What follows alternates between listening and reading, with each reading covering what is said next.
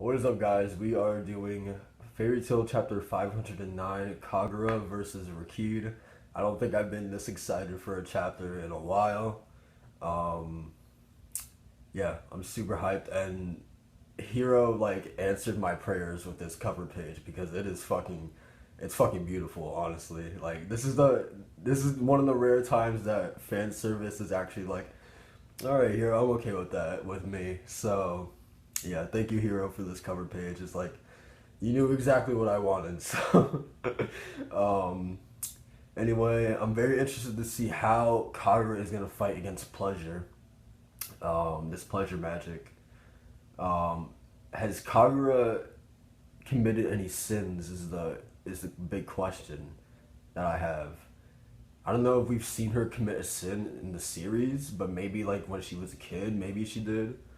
Um, who knows? Because the forbidden fruit isn't just about having sex; it's also about committing sins in your life. So Rakid can affect her in many different ways if she has committed a sin. So that would be interesting to see. Um, actually, no. Last chapter his magic didn't affect Kagura, so I'm under the assumption that she hasn't committed any sins. Um, So his magic is basically useless against her. So I'm guessing that big cross that he has on his back, would he use that as a fucking sword, dude? That would be pretty fucking cool. Anyway, let's just fucking get into it, man. I'm pretty hyped. I really want to see him use that cross now as a sword, dude. That would be awesome. Alright, let's go. Heaven judges not good and evil, but the strong and weak. God damn it, we're starting with the Irrational Sace. Why? Just get into the fucking Kagura fight, dude. Um, Chapter 509, Kagura versus Rakib. Do you mean to tell me that we, Crime Sorcier, have been single-handedly annihilated? This man. Yeah, dude, he's the king of all magic. You were once a devout believer in his majesty, were you not? Then why were you so foolish as to choose a path which pit you against him? The light, I finally was able to obtain it. The brilliant light in my heart, which illuminates the darkness, Urza. And that light is your justice, and darkness is evil? How utterly shallow. His Majesty reared a single son. He was a child born with a mighty power of light at his disposal. Seraph had a child? However, that child never knew what it was to be loved by someone. Before long, he began to waver around the space between light and darkness, and shortly thereafter reached a state of mind devoid of anything. Okay? There is no good or evil in light or in darkness. It does not exist. Damn, is August just walking away like he's done? Damn. That's disrespectful, dude. If there is true justice in this world, it may lie in love and not else.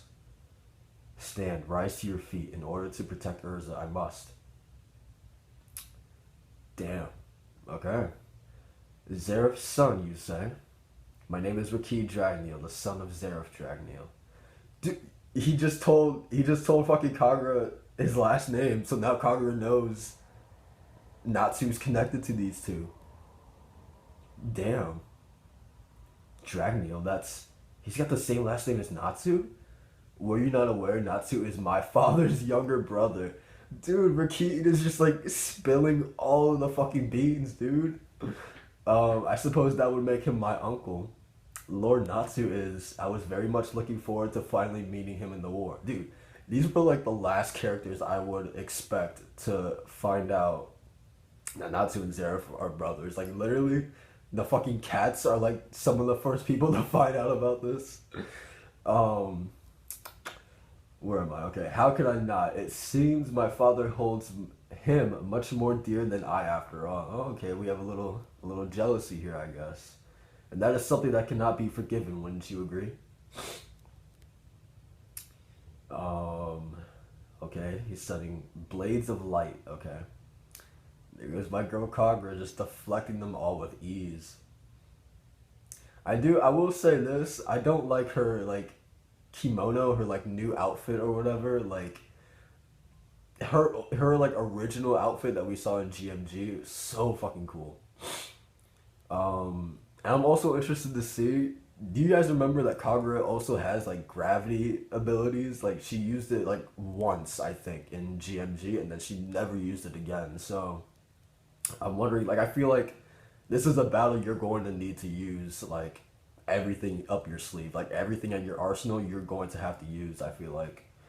How long do you plan on lecturing us from your high perch? Come down and face me. She just slashed that fucking cliff. Holy shit, dude. Um, the whole mountain. Whoa. Alright, now he's running down. Lady Kagura, I shall introduce you to the sweet nectar of pleasure as well. Uh, God damn it, dude. I didn't want to see Kagura like that at all, dude. Um, Humans cannot possibly disobey their natural instincts. Lady Kagura, you must resist. I can't even stand up. Uh, she bit her tongue. I'm guessing pain snaps you out of it. Smart. Dude, that fucking face. She actually bit her own tongue. By inflicting great pain upon herself, she was able to liberate herself from the pleasure. That's smart. I've seen that a lot in anime. I always like that for some reason when, that character like stabs himself to get himself out of like an illusion, like Jalal did with his eyes. He hurt his eyes to get himself out of that illusion. Like I always like that in anime. What a vulgar magic you wield. Such speed. That distance is Lady Kagura's ideal range for certain victory. No, it seems my blade of resentment has wavered a bit. Lost her resentment for Jalal. Strange line here. Kagura presumably lost her resentment for Jalal, potentially leading arch enemy to weaken sans the grudge. Do you think is jealousy a sin, maybe, or the grudge that she had against Jalal? I don't know. Judgment. Alright, so she hit him, and Raki doesn't even look fazed by it. Did he fucking block it with just 2 fingers? Get out of here. And it was her arch enemy too. Like she unsheathed it. You stopped my sword with your bare hands. It would appear you lot have made a horrible miscalculation after managing to defeat several of the 12. Okay. August, Eileen, and I, we are, how should I put this, special exceptions, such a delightful expression. It is the face of the one who has completely abandoned hope, knowing they cannot possibly defeat the enemy before them. Oh man, dude. My girl is losing. So he blocked her fucking sword again. And I don't know what the hell he did with his hand, but he fucking made her bleed. Lady Kagura, fear not your pain, your suffering. Before long, it will all transform into pure pleasure. A short while ago, you referred to my magic as vulgar, did you not? That might very well be the case, so to speak. However, this can also be called love. I shall give you a peaceful death, one without even a hint of anguish. No, Kagura! Let her pure white soul ascend to the free heavens. Lady Kagura, dude. Now I think Sting is gonna come in. Like somebody has to come in and fucking save her. Even though I really wish she would have been able to handle this fight by herself. I don't know. It feels like someone's gonna have to come in and help her because she can't do it alone. How wonderful. I will die your very despair in pure pleasure. And now he's attacking Yukino.